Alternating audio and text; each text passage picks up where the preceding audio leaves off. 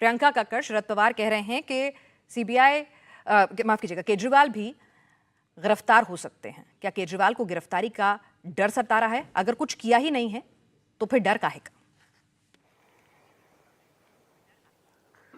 आप सभी को नमस्ते। देखिए, आजकल दो तरह के लॉ चल रहे हैं हमारे देश में। एक है जहां पे बृजभूषण के खिलाफ कोर्ट में दिल्ली पुलिस कह देती है कि लगातार फीमेल को ग्रुपिंग कर रहे थे पर उनको टिकट मिल रही है।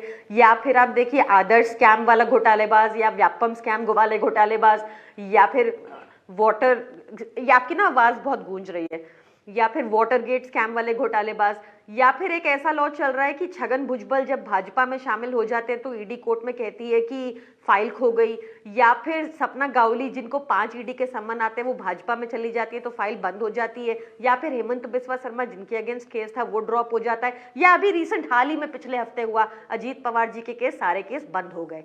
तो ये दो तरह के लॉ चल रहे हैं। हमें ये तो दिख ही रहा है ना कि अरविंद केजरीवाल जी एकमात्र ऐसे नेता हैं देश के जिनसे मोदी जी डरते हैं। अरविंद केजरीवाल जी किसी डरने वाले नहीं है, वो तो थ्राइव करते हैं चैलेंजेस पर। मोदी जी लगातार डरते हैं क्योंकि जो अरविंद केजरीवाल जी की नीतियां हैं, चाहे वो फ्री बिजली, फ्री पानी, फ्री शिक्षा, फ्री महिलाओं को बस ट्रैवल, फ्री बुजुर्गों को तीर्थ यात्रा। प्रियंका, अगर डर नहीं है केजरीवाल जी को तो 8 सम्मन पे पेश क्यों नहीं होना? एक परसेप्शन, चलिए मैं सारी बात आपकी एक बारगी हम मान लेते हैं कि ठीक है, यहाँ पर मैं एक जनता के हिसाब से पूछ रही हूँ एक सवाल कि एक आम आदमी के मन में सवाल आएगा कि भाई केजरीवाल जी कहते हैं कि मैं कट्टर ईमानदार हूं, तो फिर क्यों भागना, क्यों नहीं सामना करना? सुनिए ना, आप ही का वोटर आपसे पूछेगा। मैं तो कहती हूं कि वीडियो कॉन्फ्रेंसिंग के जरिए, नहीं, उनको पता है हमारे वोटर को, वीडियो कॉन्फ्रेंसिंग के जरिए आप सवाल जवाब कीजिए और मैं कहती हूँ सार्वजनिक कर दीजिए। जैसे चंडीगढ़ मेयर इलेक्शन में सारे झूठ पकड़े गए भाजपा के, इसमें भी साफ दिख जाएगा कि कुछ लिकर स्कैम नहीं है। इन्होंने पीएमएलए जैसे कानून में ऐसे संशोधन कर दिए कि आप किसी को भी अनंत काल तक बिना बेल के अंदर रख सकते हैं। आज तक कोई, आप बताइए ऐसा कैसा कानून है कि ट्रायल चल रहा है, इन्वेस्टिगेशन चल रही है, पर हमारे 3 नेता जेल में चले गए? ऐसा कैसा कानून है? वो क्या ये बृजभूषण के भागने के चांस ज्यादा नहीं है आपको लगता है? उन्होंने तो एडमिट तक कर लिया मर्डर टीवी पे, वो बाहर घूम रहे हैं। चलिए प्रेम शुक्ला जी से जवाब लेते हैं। प्रेम शुक्ला जी, आप बताइए कि तपस रॉय, पहले ईडी का छापा पड़ता है, उसके बाद आप जांच खत्म होने का इंतजार भी नहीं करते और वो बीजेपी में शामिल हो जाते हैं, फिर सब ठीक हो जाता है। और कुछ नाम प्रियंका ने गिनवाए। सारे झूठे नाम गिनवाए। छगन भुजबल भाजपा में कब शामिल हो गए? अजीत पवार का कौन सा मामला भारतीय जनता पार्टी के कार्यकाल में बंद हुआ? कौन सा मामला मुझे बता दीजिए। भावना गौली की कौन सी जांच बंद हुई? कोई जांच नहीं बंद हुई।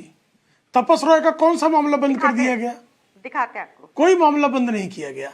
और अरविंद केजरीवाल, देखिए बीच में मत बोलिए, बदतमीजी अच्छी बात नहीं है, थोड़ा तमीज में रहना ठीक रहता है। अब जहां तक बात है श्रीमान अरविंद केजरीवाल की, आप मत सिखाइए। अरविंद केजरीवाल को समन तो प्रवर्तन निदेशालय ने भेजा है। ठीक है, उनको जवाब देने दीजिए, जवाब देने दीजिए। आप भी देखिए, वो भी बस एक चीज उन्होंने बोला। ठीक है, मैं इनको प्रेम शुक्ला जी संयम सुन रहा था। सुन, बोलिए। मैं संयम से सुन रहा था और बीच में बोलना बदतमीजी ही कहलाती है। ठीक है, आप बोलिए, अब अपनी बात पूरी कीजिए। ठीक है, मैंने कोच बीच में नहीं बोला। अब श्रीमान अरविंद केजरीवाल के खिलाफ जो समन्स है वो प्रवर्तन, अभी क्या कर रही हैं? वो ऑडियो डिले होता है। बोलिए प्लीज प्रेम शुक्ला जी, अपनी बात पूरी। श्रीमान अरविंद केजरीवाल को नहीं, मैं भी पीनाथ जी, मुझे बहस करते हुए जो है 15 साल 16 साल हो गए। तो ठीक है, उनका रिएक्शन था, उसके बाद चुप हो गई। मुझे भी पता है, बीच में बोलना भी मुझे पता है, फिर मैं भी रिएक्शन दूंगा, फिर मुझे रोकिएगा नहीं। ठीक है, मैं नहीं, आप बात तो करिए, आप खत्म कीजिए, वो चुप हो गई हैं, बोलिए। फिर आपकी डिबेट जो है वो मछली बाजार हो जाएगी जी। तो श्रीमान अरविंद केजरीवाल को समन प्रवर्तन निदेशालय ने दिया है। प्रवर्तन निदेशालय के समन्स पर उनको कोई आपत्ति है तो उनके पास न्यायपालिका का मार्ग है। न्यायपालिका ने उनको समन देने पर कहाँ रोक लगाई है, इसके कागजात संभवतः जो है आप आम आदमी की प्रवक्ता लेकर आई होंगी और अभी आपके सामने रख ही देंगी, तो कोर्ट ऑफ कंटेम्प्ट भी हो जाएगा ईडी पे। देखिए, प्रवर्तन निदेशालय की कार्रवाई कैसे हो, नियमानुसार कैसे हो, यह तय करना है प्रवर्तन निदेशालय को। अगर कोर्ट को उसमें हस्तक्षेप करना होगा तो कोर्ट का ज्यूरिसडिक्शन है। भारतीय जनता पार्टी के इसमें क्या लेन देन है? भारतीय जनता पार्टी का दूर दूर तक कोई लेन देन नहीं है। आदरणीय नरेंद्र मोदी जी के खिलाफ जब वो गुजरात के मुख्यमंत्री थे, एक एसआईटी बनी, उन्होंने एसआईटी को लेकर कोई प्रेस कॉन्फ्रेंस नहीं की, दिखाएंगे किसी प्रकार की शिकायत नहीं की। वो एसआईटी के सामने मुख्यमंत्री रहते हुए अकेले गए, 12 घंटों तक जो है उनसे एसआईटी ने पूछताछ की, उन्होंने पूछताछ का पूरा सहयोग किया और क्लीन चिट होकर किसी प्रकार का कोई भी दाग बिना लगाए वो लौट कर आ गए।